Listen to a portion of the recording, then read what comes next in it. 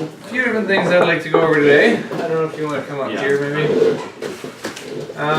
So I was going to cover the full ground school on aircraft documents, but since Sanch already went over half of it, I'll skip that half and we'll just kind of dive into the second half of aircraft documents, what he hasn't covered, and then just a few odds and ends on different topics. So first of all, let's look at your personal documents. And so we have a student pilot permit. While you guys are grabbing those out, I'm just going to grab my license.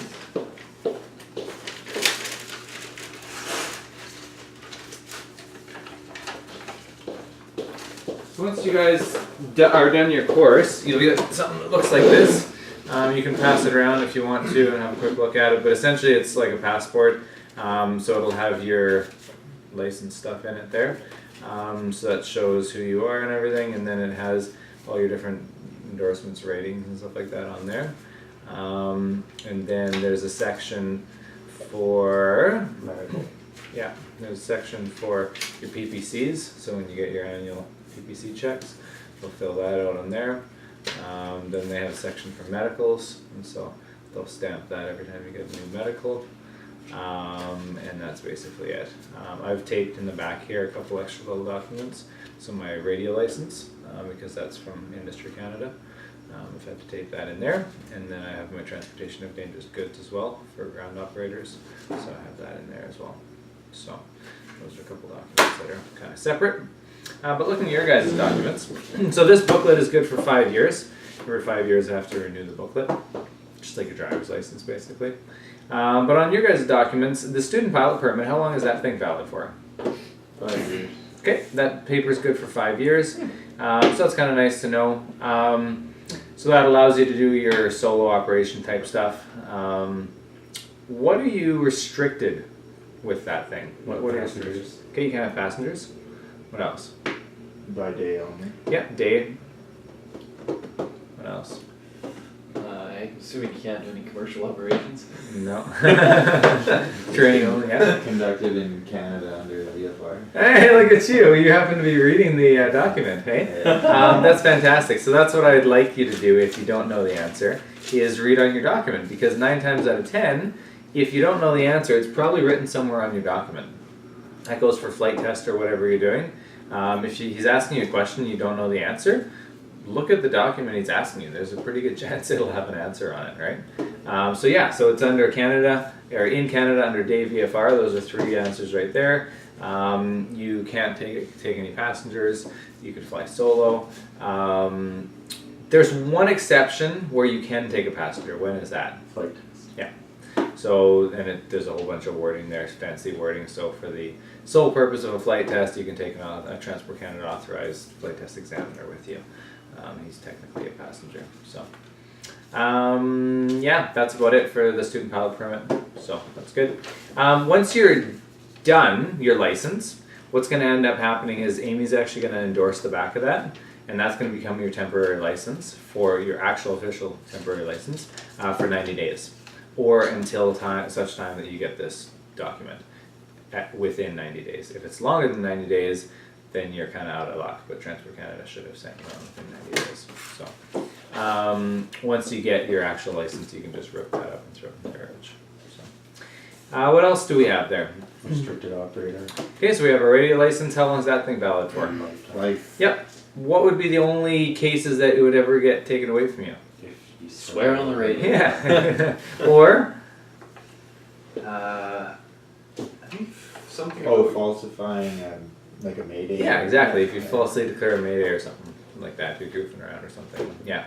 Yeah, other than that, it's good for life. So that little piece of paper there should last you the rest of your life. If it doesn't, you'll have to call Industry Canada to get another one. That's why I put mine in the back here. I used to have it in like a wallet or whatever. I forget. Yeah, we used to have these little leather pilot wallets or whatever that we put everything in.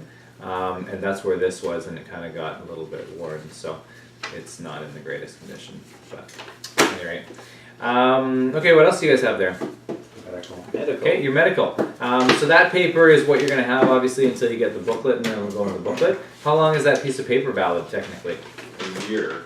No, the piece of paper is good for a long time, but you have to Oh, get the the new piece of medical paper, stamps. Okay, so theoretically, if you didn't finish your license and you just did a few hours a year or something like that, that paper would be valid for up to 5 years. Because you have your initial medical on the front, and then you have up to 4 stamps on the back, so theoretically you could do 5 renewals, if you're under 40. If you're over For 40, commercial. yeah, for commercial, yeah. It's for private, Yeah, it could be longer. plus 60 months per stamp. Exactly, yeah. So that piece of paper could be valid a long time. It used to be, before we had these booklets, we had to keep that paper, and that was your medical forever. You just had to keep getting new pieces of paper every time it was full.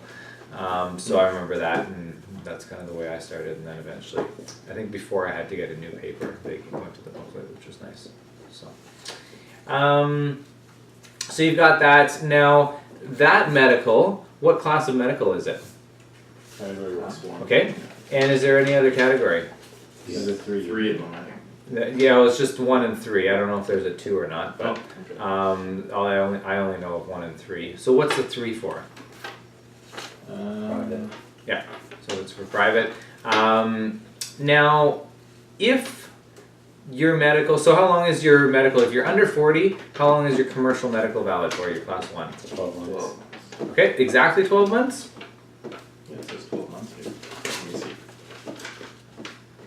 Under 40, 12 months. Okay, they're generalizing, yeah. But is it valid for exactly 12 months, or is it a little bit longer? shoot. Never mind. Oh, no, never mind. Medical exam date. References a car.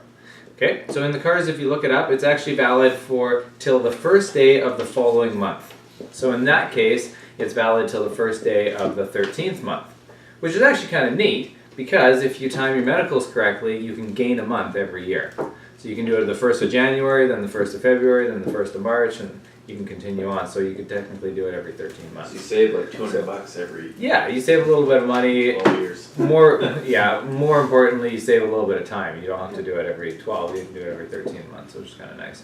So I typically try and time mine so that they're on the 1st of the following month, just because then I can gain a little bit of time every year, which is kind of nice.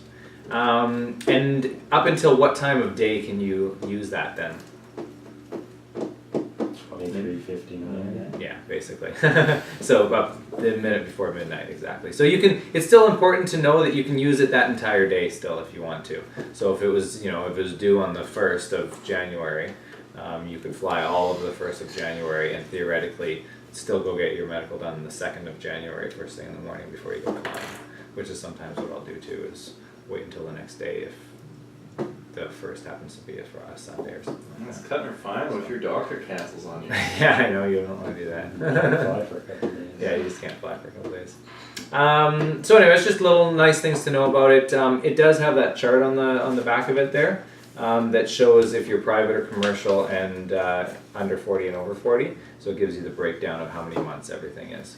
So when you're commercial under 40, it's 12 months, and then it goes down to 6 months if you're over 40, and then it's 60 and 24 if you're private. You know the page is pretty striated, so you can get rid of the bottom. Yeah. I didn't know that. Yeah. I'll get rid of it now then. Alright, I see it Yeah. now. Okay, so so just make sure that you guys are aware of what your exam date was. So on here it has your date of birth and then your exam date. So it's going to go from the exam date. That's going to be your renewal. So for you, it's going to be, let's see, 2016. So 2017, the 5th month, the 1st day is what his is going to be. I got mine done in February. Yeah, so you're going to be 1st of March 2017. Okay. So always be aware of what day, because on the flight test he'll ask you about that. Other than that, I can't think of anything else you need to know about your medical, so that should be good. And then lastly, what do you guys have there? The PDM course. Okay, PDM, so pilot decision making, that's valid for 3 years. Every 3 years you need to get a new one. And then what other documents could you have as a pilot? Just like additional documents. Work visa. Work visa, yeah. But you said dangerous goods. Okay, transportation dangerous goods, you could have that, yeah.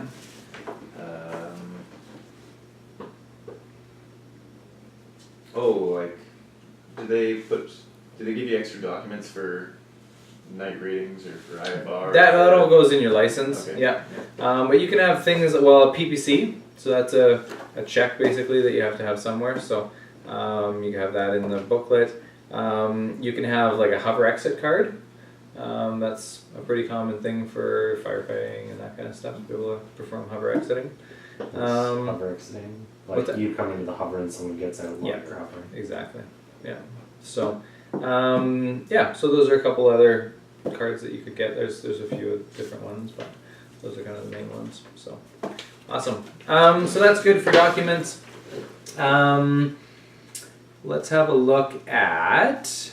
We didn't really go over the POH. You guys have covered this obviously in the beginning of the course when we went over the Schweitzer exam and stuff like that. I would suggest though, sometime before you guys' flight test, just actually sit down with one of these things when the aircraft isn't flying, and just have a look through the official manual. It's the same, except that it's a little different in the sense that it feels different and it's got these tabs in it and stuff like that. And I find that if you haven't used one of these before, it's a little harder or it takes a little longer to find stuff in here. So I'd be familiar with it. I remember on my flight test I hadn't really ever looked at one of these, and so I had everything in my little practice one all tabbed, and I knew exactly where everything was.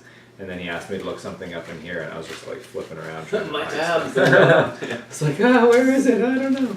So I'd say just flip around a little bit, get used to where your charts are and stuff like that in here. So, and then being aware that in the back of here is your weight and balance charts.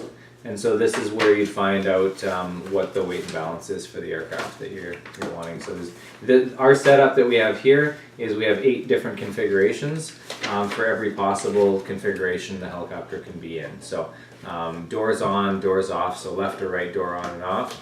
The heater installed or the heater removed, the dual controls in or out. So any combination of that is what we have in here, and so you just have to figure out which combination you're in, and then that'll be the weight and balance configuration that you'll be looking at there. So that's kind of nice to know. And then there'll be this guy here that has the list of basically everything, all the components and everything that are included in the weight and balance in here. So it'll show you. So if Jerry asked you something like if the wheels or something like that were included in the weight and balance, you could just cruise down this list and see if it has a check mark beside it, or an X beside it, I should say. So you can see that. And then this chart here, this is kind of in the journey log as well, and this shows what the latest configuration of the weight and balance is currently in. So. Alright, so that's all your weight and balance stuff. And then if there's any supplements to the aircraft, they'll be in the back here. So if there's any additional radios or something like that that they've installed in the aircraft, the supplement for that will be in here. The cargo hook, there's a cargo hook supplement, and that's in the back here. And so if you guys need performance charts and stuff for the cargo hook, that'll be found in the back, in the supplement section for that. So that's the POH, we call it POH, the Pilot Operating Handbook. Or their aircraft stuff, weight manual. So that's that. These guys you've already looked at. Did you guys look at insurance? Yeah. Did we look at a paper for it though? He just showed us the little packet. We didn't look at it. Yeah. Let's just review it then. So we've got this little guy here, and just basically shows the insurance for the aircraft. Insurance just like what you guys are used to with a car or whatever. Same kind of idea. It's good for a year, so it'll show the dates on there that it's valid for.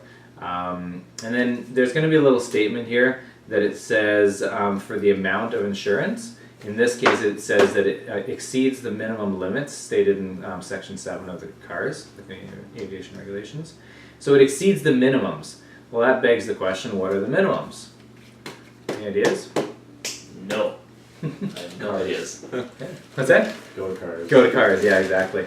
It's good to have an idea of what the minimums are, and have an understanding also of what different types of insurance there are. So there's 2 different types of insurance. There is what's called a single, like per seat liability insurance, and then a third party liability insurance. So what the difference is the minimums for any helicopter is $300,000 per seat, and 1 million single incident third-party liability. So what that basically means is if you crash in a field or something like that, every seat in that helicopter is covered for at least $300,000. So every person that's injured in a seat, they're covered for $300,000. That's not very much. So most companies are way exceeding that. And then, so that's the inside the aircraft. But then if outside the aircraft, if you crash into somebody's house or their car or a dude walking down the street or whatever, there's $1 million third party that's outside the aircraft to cover whatever you hit, okay? So again, that's not very much. $1 million, you crash into somebody's house, $1 million is gone pretty fast, especially if you injure somebody in that house or into a car or something like that, right? So again, usually it pretty substantially exceeds that. Some people have 2 million, some people have 5 million, we have 5 million. For the pipeline, we actually have 10 million, so it kind of goes up quite a bit for that. So, and then what they've done for our insurance, and they do this pretty commonly, is they'll call it like 5 million combined liability, and so that just means no matter what happens, there's $5 million to cover all of it, kind of thing, whether it's inside the aircraft or outside the aircraft, kind of thing. The third party liability kind of is just a goofy disclaimer. I don't know if it's goofy or not, but it's called single incident liability, and so theoretically you couldn't have two incidences one after another and have both of them be covered. So like for example, if you landed in a field or something like that and you whacked your tail on somebody or something like, or a truck or something like that, and then decided to take off and flee the scene because the helicopter's still running, and then you crash because the tail rotor fails into somebody's house, the second one's not going to be covered, it's only going to be the first one. So would they I don't know It's how kind they of silly. yeah. Would they qualify, say you shear your tail boom off and your tail boom hits the neighbor's house and your helicopter hits this house? That would be that a still a single single incident. incident? Yeah, that would be one incident. Okay. You're dead anyways, you know. Yeah, it doesn't matter to you. The company will Whoever you care. leave But behind though will get fleeced for it. yeah, exactly. Yeah. So that's the way insurance works. It's good to kind of have a basic understanding and know that the minimums are $300,000 per seat, 1 million third-party liability. So, all right. So that's that stuff. You guys went over C of A, C of R, so you're comfortable with that. I can ask you any questions on that, hopefully. So I'd like to go into passenger briefing. At the beginning of the course, we did a passenger briefing out on the aircraft, and I showed you all the stuff about that. So I'm just going to review a couple quick things here. This card, you guys are all familiar with this card? Yeah? I've seen it, but I never actually looked at it. Okay. Theoretically, you never do have to look at it because you're the pilot. You're not the one that looks at it. It's the passengers that do. This thing I just pulled out of the center console of the Schweitzer there for LBI. So it should always be accessible. How many do you have to have in the helicopter? One for each passenger. Okay. The CARS states that's a good answer. That's basically correct. The CARS states that it has to be in direct access for any passenger in the aircraft. So it's debatable, like in an R-44 in the back seat. I usually just have one sitting in the back in between the seats. Is that good enough? Well, according to the CARS, it's accessible by both passengers. Could they both read it at the same time? Maybe not. So yeah, maybe they should each have one. But yeah, I would have at least one in the front seat of the 44 and one in the back. Maybe even better to have two in the back. And then for the Schweitzer, just one is good enough, obviously. So this is something that needs to be given to your passenger when you do your passenger briefing. So you'll have this out on your flight test, and because you have to give a passenger briefing on the flight test, so you'll have this out and you'll give it to Jerry or whoever the examiner ends up being, and say, here you go, why don't you follow along while I give you a passenger briefing, and then you talk over all the good stuff. In your guys' manuals, I'm not sure if we pulled this out or not when we did our first passenger briefing, page 48-1. Why don't you have a quick look in that binder right there and see if page 48-1 is the passenger briefing. I'm completely guessing on that number, and I'm usually wrong. So let's see if I'm right on this one. It's the one with the goofy pictures of look at that one right there. 49-2. Oh, I was so close. One of these days I'm gonna get it right. Oh yeah, I've seen this. Yeah, so it's 49-2, and so this shows all the nice goofy pictures of what you shouldn't be doing. Like all the blood here. Yeah, exactly. That sheet would be highly, highly recommended to have in your hands when you're giving a passenger briefing on your flight test. Okay? If you don't, I guarantee they're going to be kind of like, why didn't he have his sheet? Because if you have your sheet, it's guaranteed that you're not going to miss anything. That covers everything that you need on the passenger briefing. So I would definitely remember that. I may or may not remember to remind you on your flight test, but have that out with you. Never feel like, I shouldn't be using any references or anything like that. It's a flight test. It's open book. You can use whatever you want. So have that open. Start reading it. Depending on the examiner, sometimes they might just ask you like, "Are you going to read that whole thing?" And you go, "Yep." He goes, "Okay, we're done," and you go on to the next thing because he knows if you're just going to read that whole thing, you're going to do fine on your passenger briefing. Some people will still make you do the whole thing, which is fine. But that covers the whole thing, so I would suggest going through it step by step and then just giving them an explanation. Don't just stand there and read it, but read it and then give them an explanation of whatever it's talking about. So covering all the major points. And then this covers sort of the same major points, but it's got some visual illustrations for them. Okay? That's sort of the main thing about the passenger brief. And the big thing about it is, especially on a flight test, he'll never suggest like, hey, we should do a passenger briefing now. It's up to you to know that, hey, he needs a passenger briefing. So you have to suggest it. It's a failable item if you don't do a passenger briefing on a flight test because it's a legal liability thing, right? And so you want to be like, hey, Jerry, we should probably do that passenger briefing now. Oh, okay, sounds good. What if his response is, no, it's okay, I don't need it? Then you ask him, are you saying that as a examiner to try and trick me, or are you just saying that as you don't really want to do it because you've seen a million of them? Yeah, sign here on the dotted line as Yeah. a passenger that you don't get a briefing. Exactly. If he actually says no, that's fine. We're in a rush. Let's get going, kind of thing. If you're going to do one, then that's fine. Then there's nothing wrong with that. But you want to determine whether or not he's just trying to trick you, which he shouldn't be trying to trick you. But a passenger could very easily say that. Oh no, I know everything about it. Okay, let me just review it anyways. And very often I'll ask my passengers, like, have you ever flown in a helicopter before? And then they'll tell you, oh yeah, I've flown in lots or a couple or once or whatever. And then you say, okay, well let me just show you a few things about this helicopter and whatever. Then you at least get a grasp of have they ever heard of this stuff before, and how in depth you need to be explaining everything. I mean, if they've been in a helicopter 10 times before, you might not need to go into depth into every aspect of it, but you'll just touch on all the key things and stuff. The guy I worked with was a tree planter before that job. Mm-hmm. And he said he'd been in helicopters Can you take a message? Thanks. tons and tons because they flew them in and out every day. Yeah. There you go. And sometimes what'll happen too is if you're a crew on an aircraft, you'll get, basically the pilot will just get you to sign a document or whatever saying that you've been briefed by him before. And if you're going to work with him on a regular basis, if he can look at his crew and say, okay, every one of these guys has been briefed by me before, then you can skip the briefing. But if, let's say there's 4 of you and you've never had one before, then everybody has to sit through one, or everybody can go stand on the side and he has to get his briefing. So, but as long as you have some form of documentation or something to show that everybody's been briefed, then you don't have to do it again and again. So, all right, so that's passenger briefings. Let's look at a survival kit here. So just a few things. This survival kit has way more than it needs in it, but what are the 4 main things that it needs to have in it? Some form of shelter, Fire. water. There's shelter.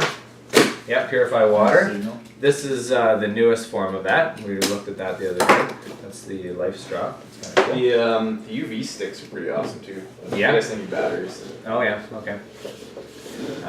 This one you can just drink out of any form of water. It's good and clean. Problem with easy as it does Even- get very particular. Even salt. Yeah, it's you can drink water still. Probably It's not gotta be salt. fresh water. It has to be fresh water. Yeah. That would be pretty awesome. Though. It might actually, because Yeah, I No? don't think it'll do salt. I bought a filter and it says it will. I think it said it will partially remove salt. So, Okay. which is Well, partially. Pretty- but Maybe it's- partially, but it's still going to be enough salt that you're it's not going to be a benefit to you probably. Yeah, still pretty impressive. Yeah. Okay, carry on. Okay, so shelter, purify water. We have other forms of purifying water in here. These are flares. Oh, can we try one? No. What else? Is that a cap coming out?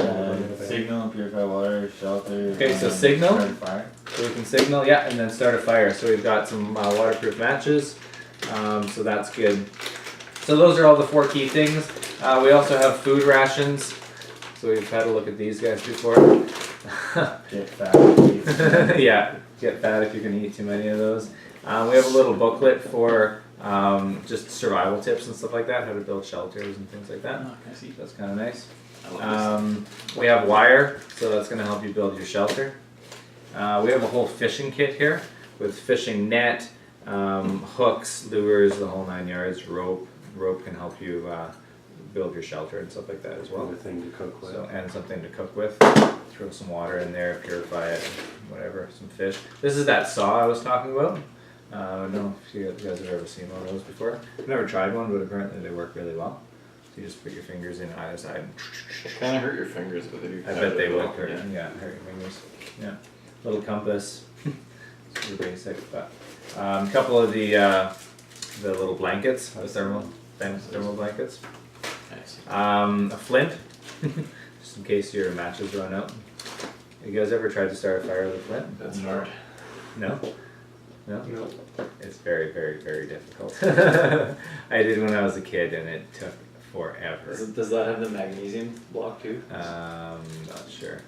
You can buy them with a block of magnesium, and that's supposed Oh, okay. That might help. And you just sit there and make a little pile of magnesium. Ah, yeah.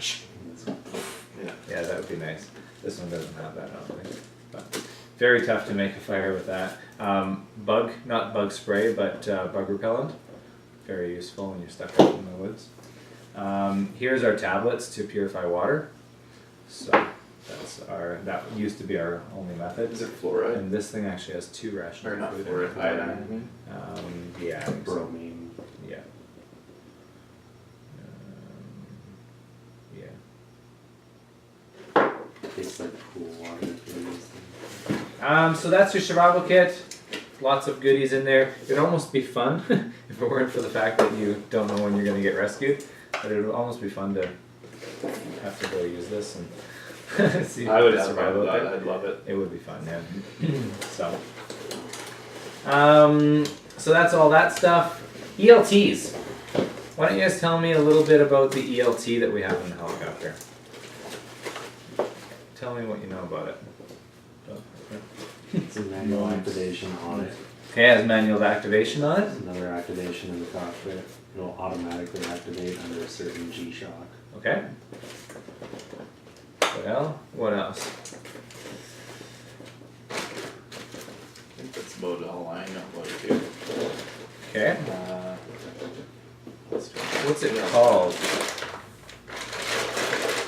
It's an emergency location transponder. Yeah, it's an ELT, but what style of ELT is it? Not a type W or type X. No, not a Type W or S. What's type S? Those are the water activation ones. What's the W one then? Is that the W? Water. Those are, water, and I don't know what the S stands for, but they're Oh, both. okay.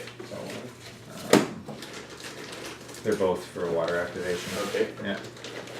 Um, Does 406 ring a bell? Does the 406 ELT oh ring a yeah, bell? that's right. Yeah. No. I've heard somebody say that once. I think Chad maybe said that once. Okay. It's on. It says it on the ELT. It says 406.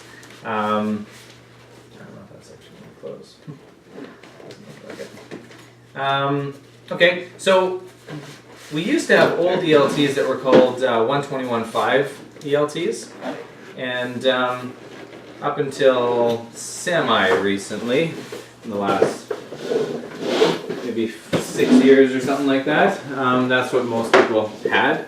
And so they operated on 121.5, and that was actually what you would search to the aircraft on. So they would home in, you might even know more about this, but they would home in on that frequency, and then they'd be able to go figure out where that aircraft is actually located. The system wasn't great because they could hone in, try and get maybe within the size of a city, apparently, is kind of how close they would be able to get as far as the search radius. And if you're looking in the forest or something like that for a downed aircraft, that's not great. You have a pretty large search radius. The other sucky thing about those ELTs is they knew no information about the ELT. All they knew is that there was a signal, and they had to go search for that signal. So what would happen all the time, and this actually happened to us one time in Langley, is they would go searching for this aircraft, and they'd get closer and closer, and it's like, oh, interesting, this is an airport. And then they'd keep searching, oh, look at that, it's in a hangar. And they come to the hangar, and they walk through the door and go, hey, do you guys have any LT going off? It's like, well, maybe we do, I don't know. So then you go check the aircraft, and they'd hone right in, and they actually did this to us one time, and we had an ELT that was going off, and it had been taken out for maintenance or something like that, and had been bumped, and they just, we didn't know, and so the thing was going off, and they were searching for it, basically. Luckily, they didn't have an aircraft searching for it. They had some guys on the ground, because they could sort of tell the general area and go, well, that's kind of strange. So they sent some guys out that were kind of nearby. But at any rate, so that would happen all the time. They would be searching for aircrafts, and they had no idea, were the people dead? Who was it? What type of aircraft it was? They knew nothing about it. And so that really sucked. So then, more modern days, now they have what's called the 406 ELT. It operates on a different frequency bandwidth, 406 megahertz. So the old one was 121.5, so now this one's 406 megahertz, and it actually transmits through satellite. So it goes through COSPAT and SARSAT satellites, and so they can hone in from those satellites to a search radius within a city block now. So that's way, way different than searching something the size of a city. And not only that, it's now a registered ELT. So what that means is as soon as that signal gets activated, on their computer there comes up a registry that says everything about that aircraft. So everything that has been registered with that aircraft or with that ELT just shows up right there. So who's the operator, what type of aircraft is it, who the phone number is for the contact people, everything, it's all listed right there. And so as soon as the ELT gets activated, within 30 seconds they can tell what they're looking at, what type of aircraft, who the person is that should be operating it or flying it or whatever, cell phone number, everything. So they can just call up. Within a minute or two, they should be able to have an answer on the phone or whatever and say, yeah, no, the aircraft's sitting in the hangar, or yeah, actually no, he hasn't come back yet. Maybe we should start checking into that kind of thing, right? And so that's dramatically revolutionized the whole searching industry to be able to find aircrafts. And it's changed everything, because now not only can you find an aircraft much quicker, but you can get a resolution way quicker on what type of situation you have, if it's a serious situation or not, kind of thing, right? And if it is a serious situation, they can launch the aircrafts immediately and go start searching and get to them way faster than they ever used to be able to. So 406 megahertz, big difference from the old ones. It's still not mandatory for private operators, and it's just crazy to me that people are still flying around with the old ELTs. Not very many. Most have switched over because they're pretty cheap now. I think when they first came out, they were like $3,000 or something. They were pretty expensive, and I think now they're down to probably $800 or less or something. Even 3,000. Yeah. I would guess more than that still. You know? Yeah, for your life, right? Yeah. I mean, it's pretty important. So. Anyway, so that's the big difference. Is Jerry's going to ask you a few questions, or your examiner is going to ask you a few questions on the flight test about it. You don't need to be an expert on it, but you want to know the basics. You want to know it's on the 406 megahertz, that it is registered, so you have actually registered information about who is operating it and stuff, and that it's satellite based, so it has way higher accuracy.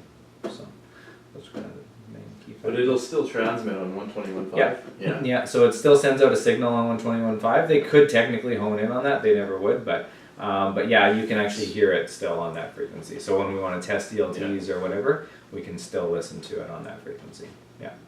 So who was with me when we were coming in the other day? And Tara was asking you? Yeah. Tara was asking an aircraft, I think they were just leaving the zone or something like that.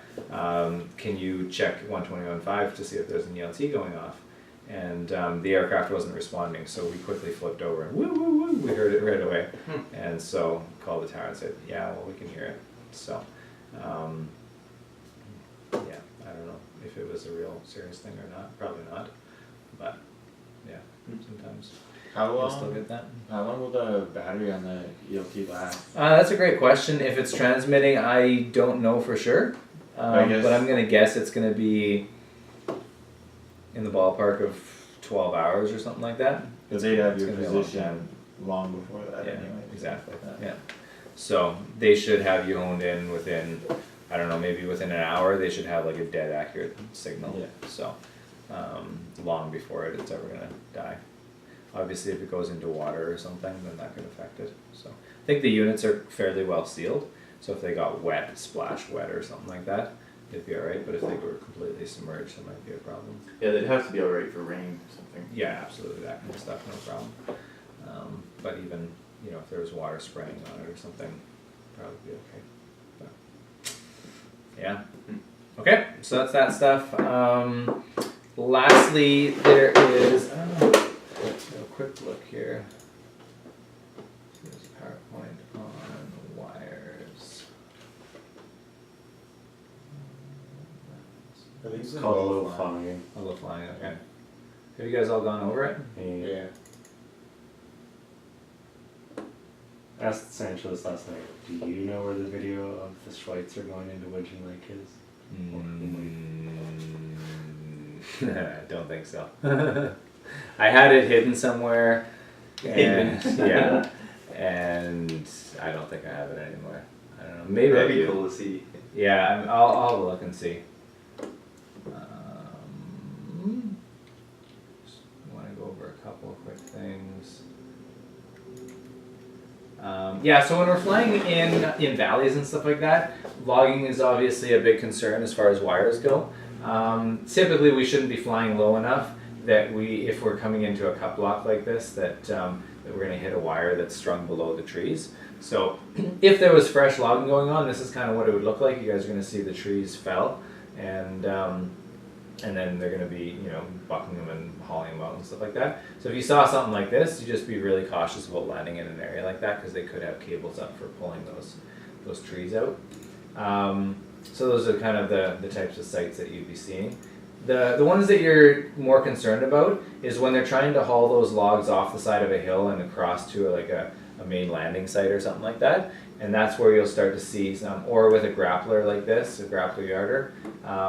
And so he'll have a big boom up, and then there'll be a cable span from the bottom of the mountain up to wherever the grappler is. And then they'll be hauling the trees up the hillside. So these are a little bit more of a concern, because when you're coming through a valley bottom, I don't know if they show you a picture, yeah, something like this. You know, you can have potentially as high as they're saying a couple thousand feet, but you never know. It's probably not going to be that high. But you know, it could be up well above treetop height anyway. So if you're flying in an area that has fresh logging, just keep an eye out for things like that, signs of towers or cables or anything like that. We're in a pretty cable-rich environment in BC here, and Canada in general, and so we want to be watching out for that. Will there ever be NOTAMs issued on that? There would be no TAMs issued for logging, yeah, but not specifically for the cables, I don't think. Because you think like at 2,000 feet, you think they might issue a NOTAM being like, in this valley, there's a 2,000 foot span. I've never seen it personally, but I'm not saying it couldn't happen. In the NOTAM, or in the logging NOTAM, it may specifically say something about cable span at such and such elevation or something. Like I say, I haven't personally seen it, but and then stuff like this. So these are just our regular cable spans that we should be watching out for. There's a couple of big ones out by Harrison Lake. We've flown by those ones right on our trip. You haven't yet, but I've seen how by seen them. Harrison. Yeah. So the ones on Harrison River there. So that's basically what you'd be seeing on a map. If you saw this, obviously you want to be watching out for the wires. So And the big ones means they're bigger than 1,000 feet. Yeah. too, right, or something? that's right. Yeah. Yeah, if it's below treetop height, you're looking obviously for the towers on both sides and stuff. The main thing is, don't be below treetop height in any valley unless you have a purpose to be down there. If you're taking off or landing, or if you're surveying something or whatever, but if you are, you should probably know the terrain well enough that you know that there's no wires in there or something. So, It's not worth it just to cruise a river for fun. No, exactly. Yeah. Illusions. I don't know why they threw this into the. We talked about it Yeah. yesterday. Okay, you talked about it yesterday. Good. Other than that, that's pretty much the main stuff. So. Right on. Cool. Trying to think if I missed anything. We talked about ELTs. We talked about. Yeah, I think we got it all. Let me just double check on the sheet.